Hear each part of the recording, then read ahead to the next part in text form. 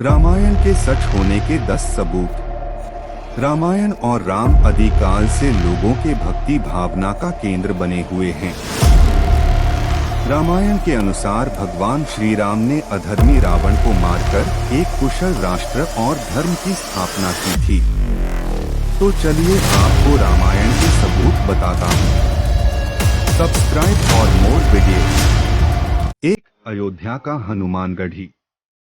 अयोध्या का हनुमानगढ़ी माना जाता है कि श्री राम की प्रतीक्षा हनुमान इसी स्थल पर करते थे। राम निवास अयोध्या में एक प्राचीन हनुमान मंदिर है, जिसे हनुमानगढ़ी के नाम से जाना जाता है। कहा जाता है कि लंका विजय के बाद भगवान श्री राम ने हनुमान जी को यह जगह रहने को दिया था, जिसके कारण इसे हनुमान जी का घर भी कहा जाता है। मान्यता है कि श्री राम के दर्शन के पूर्व अयोध्या में श्री हनुमान जी के दर्शन हनुमानगढ़ी में करने से मनोकामना जल्दी पूरी होती है। रामायण में भी हनुमानगढ़ी का उल्लेख किया गया है। 2. हनुमान जी के विशाल पद चिन्ह।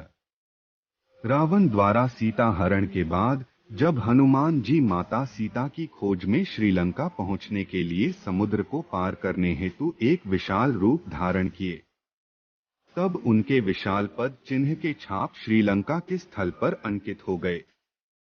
यह अभी रामायण के साक्ष्य को दर्शाता है। 3. सांप के समान शिरानुमा गुफा।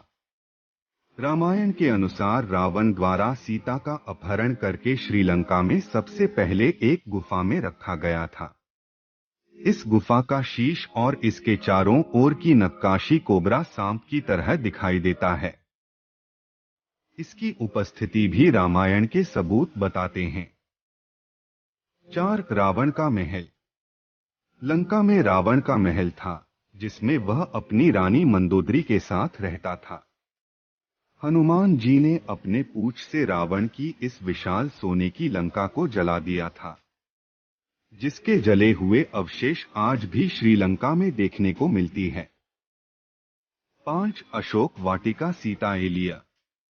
अशोक वाटिका रामायण ग्रंथ के अनुसार माता सीता को अपहरण के बाद जब माता ने लंका में जाने से मना कर दिया, तब रावण ने लंका की अशोक वाटिका में उन्हें रखा था। अशोक वाटिका में व्यापक मात्रा में अशोक वृक्ष थे। यहीं पर एक वृक्ष के नीचे माता सीता रहती थी। इस जगह को अब सीता एलिया नाम से जाना जाता है, जो वर्तमान में श्रीलंका में स्थित है। 6. गर्म जल के कुएं। रामायण बताया गया है कि रावण ने अपने दानवीय शक्तियों के प्रमाण के लिए लंका में गर्म जल के कुएं बनवाए थे।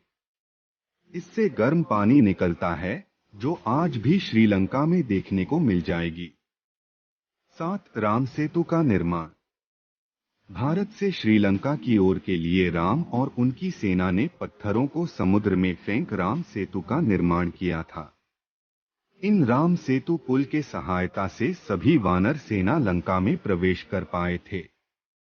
कहा जाता है कि जिन पत्थरों से राम सेतु पुल बनाया गया था, वह पत्थर आज भी समुद्र में तैरते हुए दिखाई देते हैं, जिसमें श्री राम का नाम लिखा हुआ है।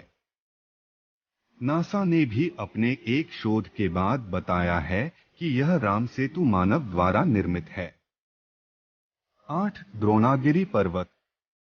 द्रोणागिरी पर्वत रामायण के कथा में उल्लेख किया गया है कि लक्ष्मण और मेघनाथ के युद्ध में मेघनाथ के बाण से लक्ष्मण मूर्छित हो गए थे। उनका बचना लगभग असंभव माना जा रहा था।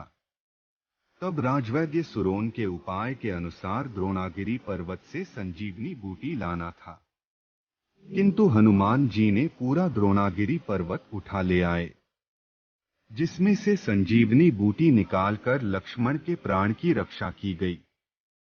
माना जाता है कि संजीवनी बूटी में इतनी शक्ति है कि वो मरने वाले व्यक्ति की प्राण को भी बचा सकता है। लक्ष्मण जी के ठीक होने के बाद हनुमान जी ने द्रोणागिरी पर्वत उसी स्थान पर रख दिया, जो आज भी उत्तराखंड के चमोली गांव में स्थित है। 9. लेपाक्षी मंदिर। द्रोणागिरी पर्वत सीता हरण के बाद रावण माता सीता को जिस मार्ग से लंका ले जा रहे थे, उस मार्ग पर राम भक्त जटायु ने रावण को रोकने के लिए युद्ध किया, लेकिन रावण ने जटायु के दोनों पख काट के उन्हें गंभीर रूप से घायल कर दिया, जिसके बाद वो घायल अवस्था में श्री राम के सामने गिरे और उनकी गोद में ही अपना शरीर त्याग दिया। जिस स्थल पर जटायु गिरे, वहां लेपाक्षी मंदिर का निर्माण किया गया, जो आज भी आंध्र प्रदेश में देखा जा सकता है। 10. पंचवटी।